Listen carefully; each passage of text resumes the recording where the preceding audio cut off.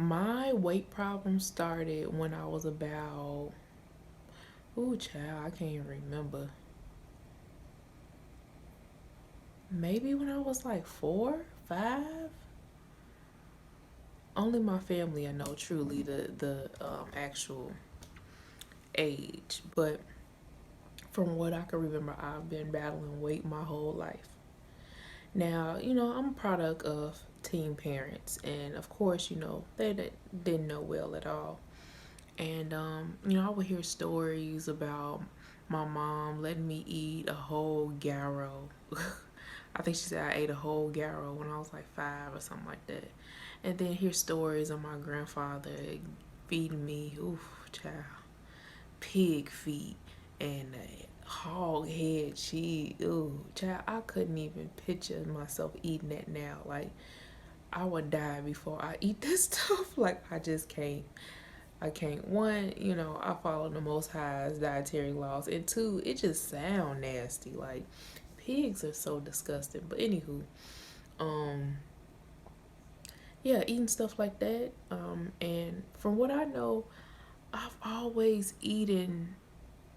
I've always eaten bad. Like, I know my grandma, my grandparents, they'll cook sometimes. They'll cook the typical Southern meals. You got some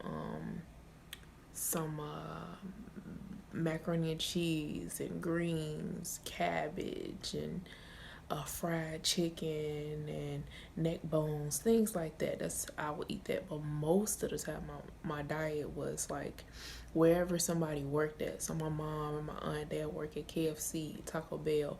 That was dinner. Then you go to school, and a lot of that food's processed as well. All you had was like, I can't even think, like pizza, and then on top of that, they want to give you juice, a chocolate milk, and then a dessert, and it was just a lot of sugar. And what was so crazy, I always got ridiculed for being heavy. Certain family members and my grandma used to always tell me, like, you need to lose weight, and I don't understand why you're so big. And other adults, like, I would go visit, play with kids, and I would see the adults literally looking at me like in disgust. Like that child is too big. I remember going to a birthday party and eating. I had some cake, like everybody else. We had food, had cake, and had pop. All the kids had cake and had pop. Oh, let me eat cake and pop. And that woman's like, no, you need to drink some water. And then my mom would date. She dated a guy, and I think his mother was just like, that child so big, she need to lose weight and stuff like that. Someone was always getting on my case about my weight. And the thing that I look at now as an adult is like, it wasn't my fault that I had a weight problem as a child. When can I go buy me something to eat? When can I prepare my own food? You get what I'm saying? Everyone was doing that for me.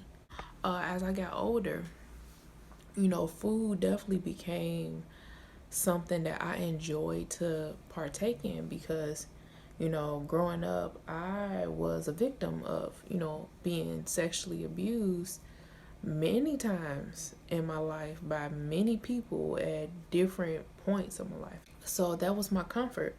And on top of that, being constantly picked on and teased and bullied, that was my comfort, my safe haven. And then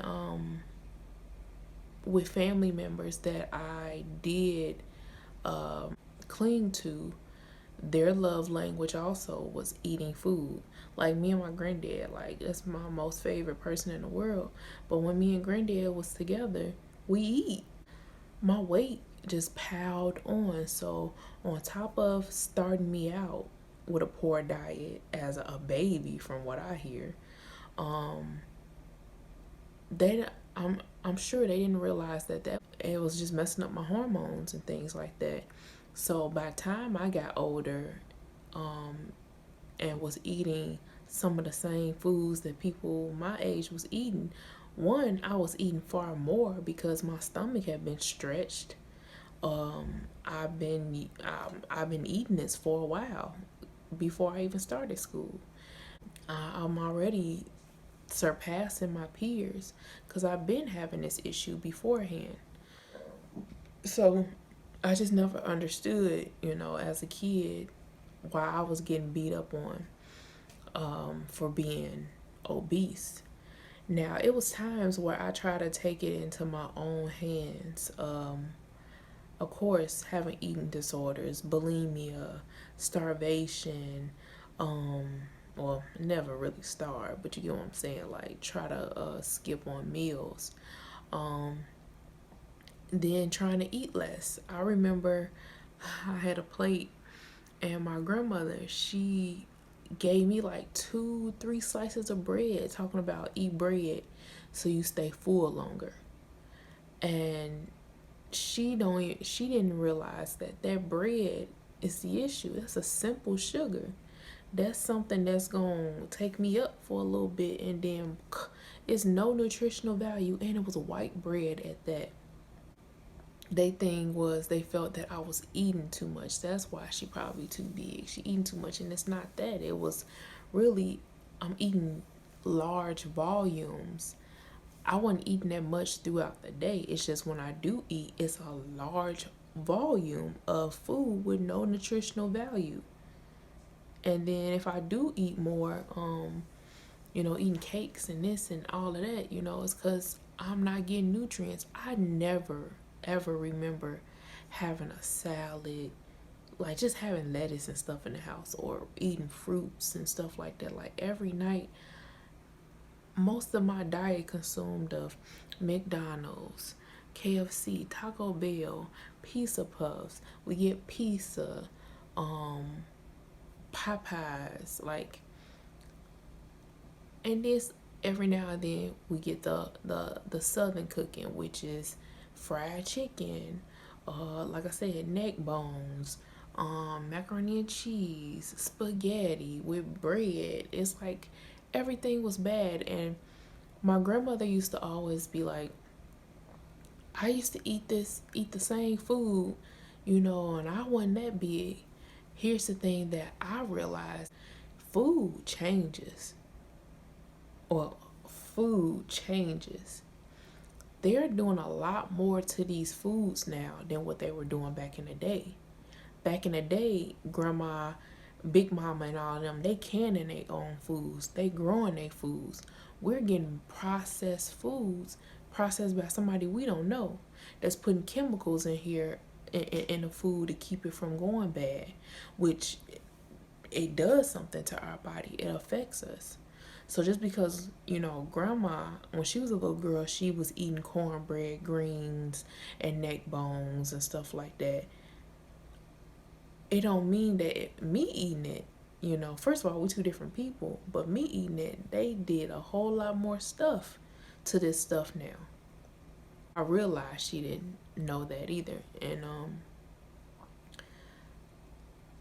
then I remember another time where, all the women that I seen struggling with weight, my mom, my father's ex-wife or so, I would see them use diet pills or exercise like crazy. And yeah, I try to take it into my own hands, and I stole some diet pills, and of course I got in trouble for that.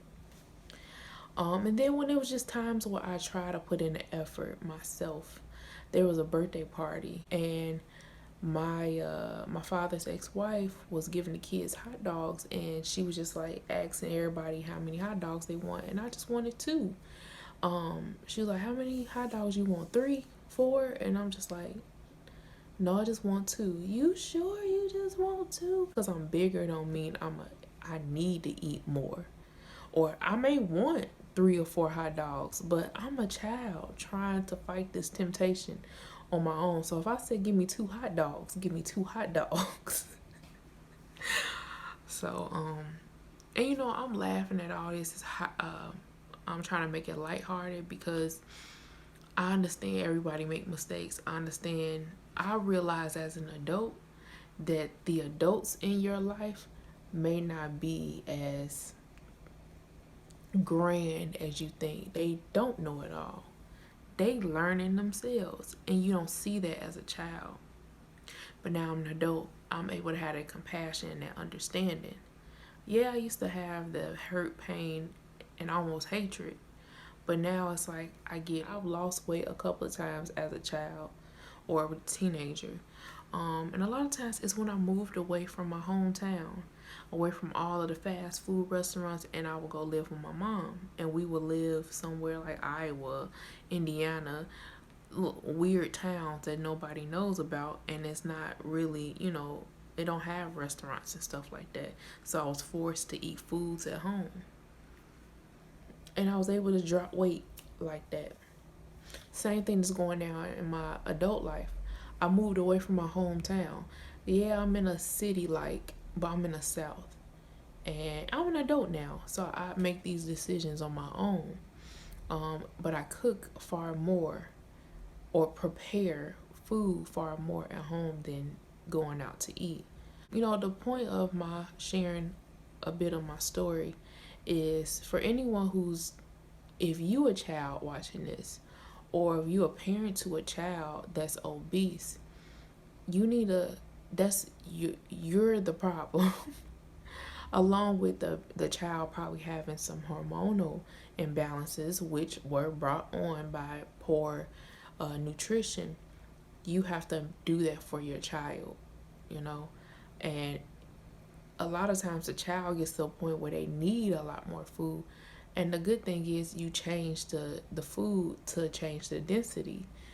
Give them, they can eat all the fruits and vegetables that they want, change that. But all these processed, that bread, you think, okay, I'm gonna give them sandwiches, grilled cheese, peanut butter sandwiches, peanut butter jelly sandwiches, fruit snacks, and them juices and hot dogs, Vienna sausages, Lunchables. If you want to do it every night, that's your kid, that's your business. But if you want to tackle this obesity, they need nutrients, nutrient dense foods that pop. I don't believe, this is where I don't believe in that do what you want to. I don't believe in giving children soda whatsoever. When I was a waitress and I would see families order their 4-year-old child a Coca-Cola, baby, I will water that Coca-Cola down and get mad because the baby realized that that the soda is watered down. But that's me, that's my heart trying to look out for it. And I don't care that that's somebody else's kid. It's like that child don't need that. But those things, and even too much juice. Get that baby the actual fruit, or you get you a juicer and you make the juice. But all that processed stuff, man, please help your children. Childhood obesity is not fun whatsoever. It's not good on the body, the joints. It's not good on the self-esteem, the confidence. Me being obese as a child really hindered a lot of things for me. I missed out on a lot of things because of my insecurity with myself and just not feeling loved. I felt like, to be honest with you and be real transparent, I felt like my parents or guardians, whoever was dealing with me at the moment, were embarrassed of me because I was so big.